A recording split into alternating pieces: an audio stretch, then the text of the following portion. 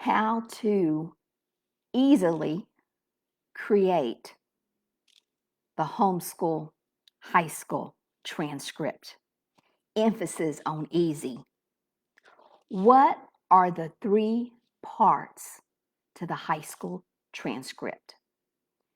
I want to share that with you today. I don't want to make this any more complicated than it has to be. We're going to keep it easy. I want to do it streamlined for you and to point out the 3 parts of the transcript. I really believe the foundation, that's where we start at. Yes, there's a lot more to know about transcripts, but there's no way in one video that we can process all of it. But by beginning identifying the parts of the transcript, we'll know where our information goes in for our teen. But first, let me explain who I am. My name is Tina Robertson. I have 3 homeschooled grads. I'm still mentoring Mr. Munchkin. He's in kindergarten or first grade. I've been homeschooling about 25 years. I've seen a lot of changes. I am growing my YouTube channel now because I love spending time here talking to you. So can you give me a thumbs up, hit the bell, subscribe, and all those other little doohickeys that you're supposed to do on YouTube to follow me? And also, I like giving a lot of link love. So click the 3 dots. I usually have links down in there for you. My site's Tina's Dynamic Homeschool Plus. My Facebook is How to Homeschool Easy. And I have created online self-paced courses for new homeschoolers because I used to teach them in person at a workshop for about 10 years. I created a curriculum, I wrote that curriculum, and I put it now online so that more new homeschoolers can benefit from my experience. And I just like being here with you. So today, I want to talk about the high school transcript. I remember when I started with my first son, who was 3, and in the back of my mind, even though I was doing ABCs and 1, 2, 3, I still worried about high school. Because and rightly so. That's a conscientious parent. I've learned now. I thought, well, back then I'm just making this harder than it has to be. But really, a conscientious parent who loves their child, we know that their future is all on our shoulders, and so we want to do everything we can to make it successful. So what I want to do is share, like I said, those 3 components of of a high school transcript. And then also thinking about high school, I need to share one more thing with you before I hop into these parts. And that is, I remember thinking when I began to homeschool, I don't know if you ever thought this way, but I remember thinking, when we get to high school, I'll just send them to public school. Well, the problem with that is that by the time you get to high school, you kind of know a lot of stuff. And you've already been doing this individual learning to your child. And it's hard to switch and go back to something that you consider not as good. I said it. I mean, there's no way public school could have given us the time that I had with each of my sons to delve into their passions. We can homeschool year round. We can take the subjects we need. It's just a matter of knowing what you need to know. And so that's what I'm doing here on my channel by sharing all these things with you. So I'm glad I didn't send to public school. All of them graduated through homeschool. I prepared a transcript for each one. And I don't want to make this any more complicated, like I said, than it has to be. And yes, transcripts can be pages and pages. But knowing the parts of the transcript, I feel is more beneficial to you because it will help you when it comes time to prepare yours. And also you'll know kind of what to save through the years because you want to start saving and record keeping in the middle school years. Don't wait to high school. There are a lot of electives that can be done during the middle school years. And I have a post, I'll post that here too, the link to it, about these different electives. That's the time to have fun because as your child gets older, there's more and more weight of being a young adult on their shoulders, and they have more and more courses and less time. So when they're in middle school is really a time to delve into these different electives. Okay, let's jump into these 3 parts. What are the parts of a transcript? That way, along the years and as you go along, easy for me to say, you'll know where to plug them in the different parts. Okay, so the first part of a transcript, whoops, one more thing. I'm going to leave a link to an editable transcript, yes, that I have on my site for you. You can go grab it and follow along if you want to. If not, just listen. If your arms are full, just listen. You can grab the link later. So the three parts to it. The top part first is the personal basic information. You've got that. Yes, you do. So it's your full student's name, full student address. And another thing, just one thing here. Remember, you don't produce a transcript in freshman or ninth grade. That's not when you need to produce the transcript. It's not until the end of the high school years, whether you do 4 years or whether you do 2 or whether you do 3 or whether you do 6. Yeah, you don't have to do 4 years of high school. Every kid's different. Some kids that have special needs go longer. That's completely fine. Nothing wrong with that. 6 years is beautiful. You can just do it by subjects. You don't have to do it by year.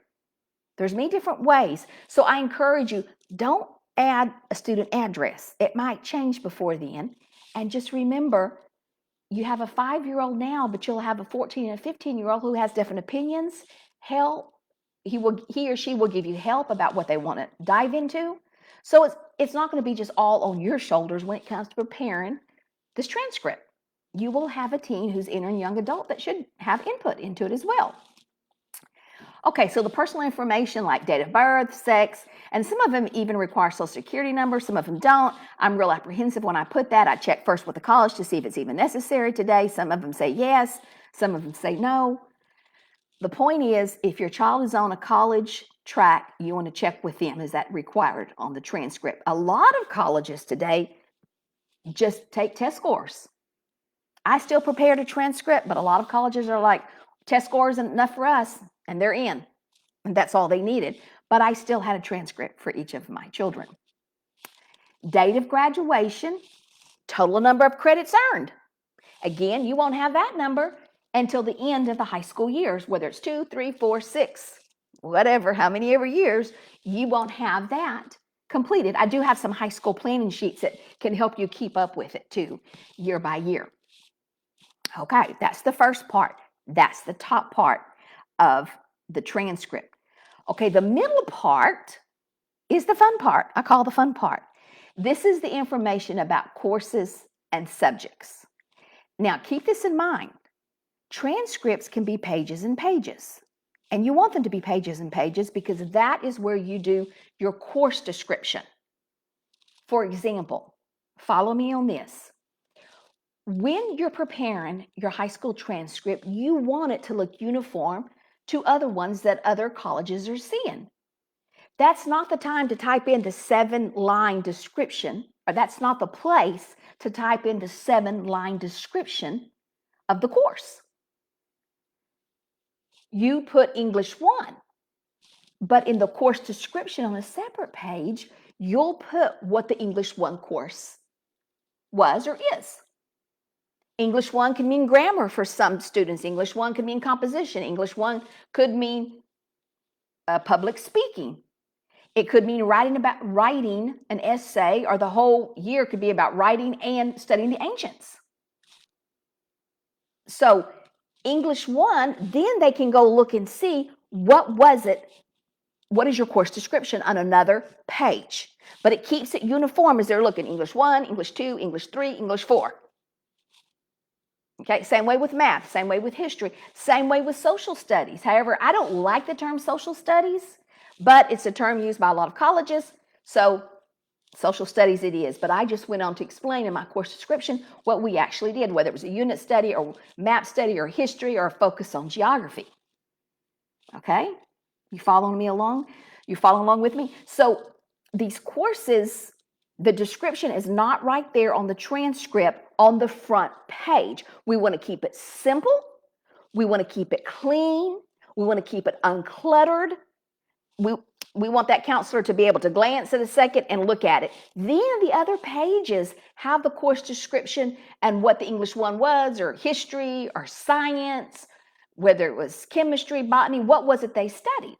And that's where you do your course descriptions at. Okay, so the first page or this middle section then will list the subjects generally that colleges are used to seeing, like I explained: English, math, science, social studies, and electives. That's what they're used to seeing in this middle part. The rest of the pages that are attached to the transcript can showcase the personality of your teen, because sometimes as homeschool moms, that's the part we all get excited. Well, let me show you what we did, and let me show you what Junior did, or let me show you what she won. And all those things are important, yes, but they may not be required by the college or the career track or whatever your child is going to be pursuing. So we want to keep those separate and just have the one page that instantly, if they need it, you can have it for them, and then the rest of it can be sent if it's needed. Okay, I hope that makes some sense to keep the middle part pretty general. That's the part I didn't understand when I started to homeschool. I had a transcript and I thought, how can these 10 pages go to a college when I know most transcripts were like 1 or 2 pages, really just 1 page. So that is something I really didn't understand when I first started, because you're not preparing transcripts. It's not something I had done before. So we want to keep it in compliance, looking like the other ones, and general and clean and uncluttered. Add something of the course description, the distinguished achievements, if they took a CLEP course, if they have Park College. Those are things that we can have on the front, but we explain them on the second and third and fourth pages that are added to it. And then down at the bottom, or the last part of our 1 little page transcript, is where we talk about our grade system. And then, of course, we want to sign it and date it, and you want to sign it in your official capacity as whatever school principal, however, whatever title you want to use. And then, of course, to show your grading system. You want to have a uniform grading system in high school. I talk about grading systems as well on my site. I don't want to get off complicated about too much about the grading system. The point is, on the front page, you do want to show what your grading system was for all of high school. And so I encourage you to think about it. And what I did was, partway through freshman year of my first one, I switched my grading scale. So you don't want to go back and forth between different grading scales. You can have checklists that you want your team to do and put numbers on them that correspond to your grading list. And that's what I did too. I got myself a little organized. I was a little bit wonky. That's my word for being all mixed up when I first started. And then I got myself organized and realized I need a uniform way to grade papers. And I talk about some of that on my site as well. But for the parts of the transcript, the 3 major parts, the top, the middle, and the bottom then is where you want to put the grades, you want to sign it, and of course you want to do the date. Just remember, like I was explaining before, is that you do not have to have the transcript prepared until the end of high school. Now, what I did during the high school years is, because I was always on my laptop, when my high schooler would do something, also he kept a student planner. You know, I have the free do-it-yourself student planners on my site. He kept a planner as he got older, and as well as I did record keeping. I was right there on my laptop. I would just go ahead and add something in either a document, Word document, Google. He can add his information. Your daughter, your son can add their information into this Google document of what they did. It can be a shared document. It can be day-to-day. It can be weekly. I usually do it about every couple of days because I can't remember anything past that. Because here's the point. You don't want to have to go back and create this transcript 4 years later, not have anything documented. It's much better to have all this information and not need it than to say, okay, what did we do during the high school years? And that was the best way, that was the easiest way if we were tracking hours. As well as when I created the student planner, there's a place in there where my sons could shade increments of 15 minutes of learning. So 15, 15, 15, and 15, then that equal an hour. And I put some of this on them to remember what they did for the day and to write down what they did for the day. It was easier to look back and assign time to it after, say, for example, we were going to do a half a day of history, and say it turned into 7 or 8 hours because my teen, and this has happened to me before, they want to read about it, then they want to do some map work, then they want to create a hands-on project, then my oldest teen, he wanted to do an outline before he started writing. It basically was the whole day. So it's easy to look back afterwards and add that time, but it's way easier just to kind of do a diary, if you will, notes, if you will, each day. And it doesn't take long when you're sitting down at the end of the day. And like I said, especially if you have younger kids, and I had younger kids with my first one, so I put a lot of this record keeping on his shoulders too to keep up with and keep his planners and not throw them away so that I could look back at them. So those are the basic parts to the transcript. And like I said, I have a lot more on my site, Tina's Dynamic Homeschool Plus. I'm here for you two to help. Let me explain just a few more things about the transcript because I want you to understand the flexibility in them. And as I've said numerous times here, you don't prepare them in 9th grade. You don't even need it 10th. You don't need it until they're a senior. And you've got quite a few years to learn how to create one. What you do need to do right now is understand the basic parts and what you're going to have to plug in where, and just start charting, record keeping, writing down, jotting down, and keep their ribbons or their trophies and take pictures and just kind of, note the dates that they won these different achievements and what they've been doing. And you can think about how you want to set your transcript up. It took me quite a few years to decide, did I want to do the standard 4-year approach that a lot of colleges see, freshman, sophomore, junior, and senior, or did I want to do a subject approach? A subject approach is great for unit studies. A subject approach is great for kids maybe who have special needs.